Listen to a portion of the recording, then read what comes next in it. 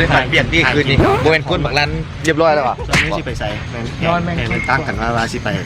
รีสอร์ทส่วนรีสอร์ทสิอยู่ใส่บูฮูถามว่าน่าคิดก่อนตอนนี้หากินข้าวก่อนไปตอนนี้มาฮอดห้างมันเซ็ตว่ากินข้าวกันบรรยากาศอ้อมข้างที่เห็นเลยแล้วก็ของ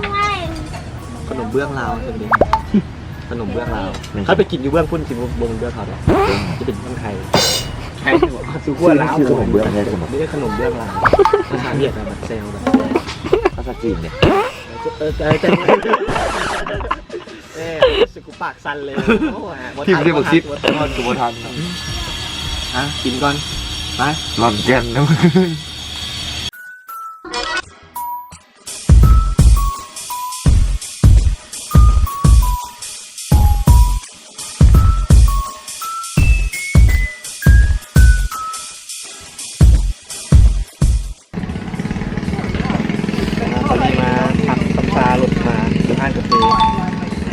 เป๊กนึงก็เอาไปมาแย่มันคงเลยเยี่ยเขาชื่อคมมาชื่อดินไปนั่นแหละสภาพอย่างนี้ทำซาพอยุไปเนี่ยไปทีนี้มีอย่างไรตรงนี้แต่ถ้าไปรีสอร์ทมูฮูไปยังไงขับโมขับผ่านติดตาม30 หลักหรือเปล่าประมาณนั้นส่วนห้างกาแฟนี่ก็บอกเลยว่าชิวอยู่ชิวมันเป็นการดีไปถึงบรรยากาศชิวขอชิวชิวสุดนั้นมีชิวตัวของเราชิวมีเรื่องสีว่าเราไปฟังบอกก็คือไม่ได้ไงรับนอนคืนนี้เดินมาน้ำแอบพุ่งมาพูดอยู่น้องมาแล้วจีกับน้าโอ้น้องมารับแล้วกูวะสบายซุปกูนอนตื่นมาประมาณ5 โมง 6 โมงแล้วจีกูพยายามแบบตื่นแบบลุกค่อยๆเลยแบบว่าสร้างตื่น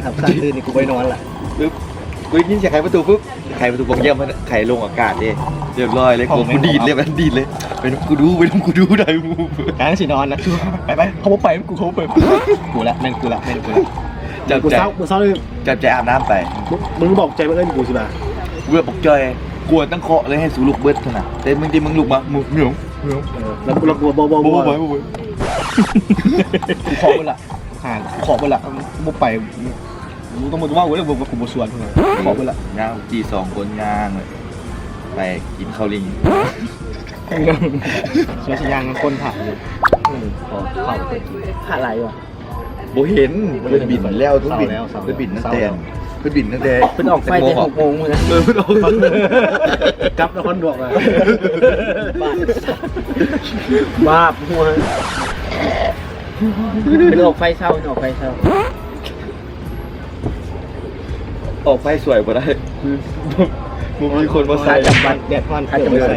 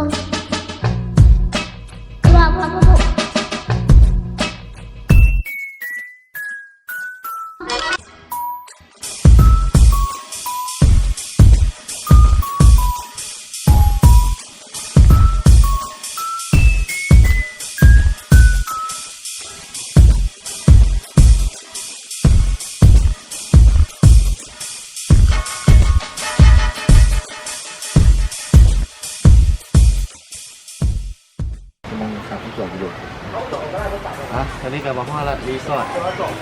เนี่ยปะรีสอร์ทอีกทุกอย่างนี่แหละก่อนจีฮอดบ้านชิลิก่อนจีฮอดตัดกล่องซีอาหารก็ฮอดตอนนี้ขี่รถมาประมาณ1 ชั่วโมง32 กิโลเมตร ประมาณนั้นโดย เป็นตามที่คิดบ่ ตกเดี๋ยวสิแล้วสิพายไม่เบิ่ง เป็นตามที่คิดบ่ ก็พอประมาณธรรมดาเขาได้ อะไรอยู่เพราะว่าเราบุกินข้าวลิงแล้วก็พอเราทับแล้วนะครับ อืม ตอนนี้เหนื่อยอีกแล้วไป พักก่อนบ่พักก่อนบ่พักก่อนบ่ แล้วเจอกันตากันซี ตามนั้น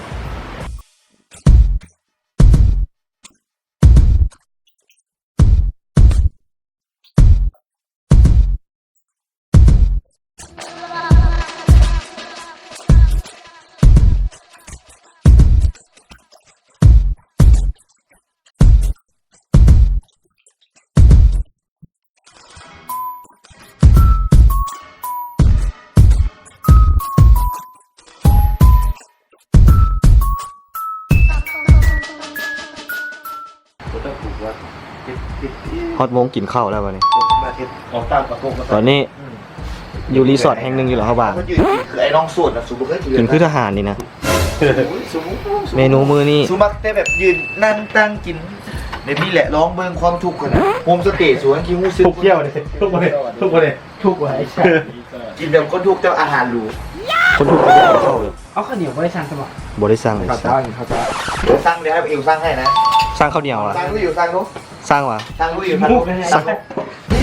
บอกเขาตรงแท้ไหมฮะ ขอเอิ้นนมกาบมะลิไอ้สัตว์ อ๋อสุดเด็ดกูรู้สึกว่ากูภาคภูมิใจกับเมนูมื้อนี้สุดๆเลย เมนูทูเดย์สร้างคนเดียว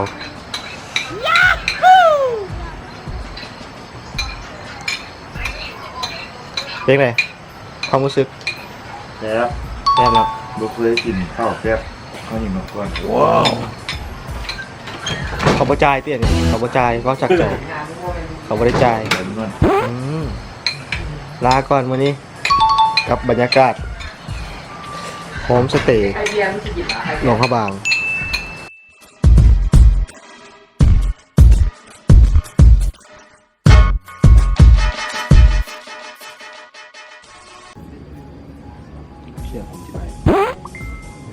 แซ่บป่ะ มันขมมากหวานไม่พอ หวานหวานเยอะบ่เอิ้นหวานน้อยบ่หวานเลยแหละบรรยากาศดีเยอะ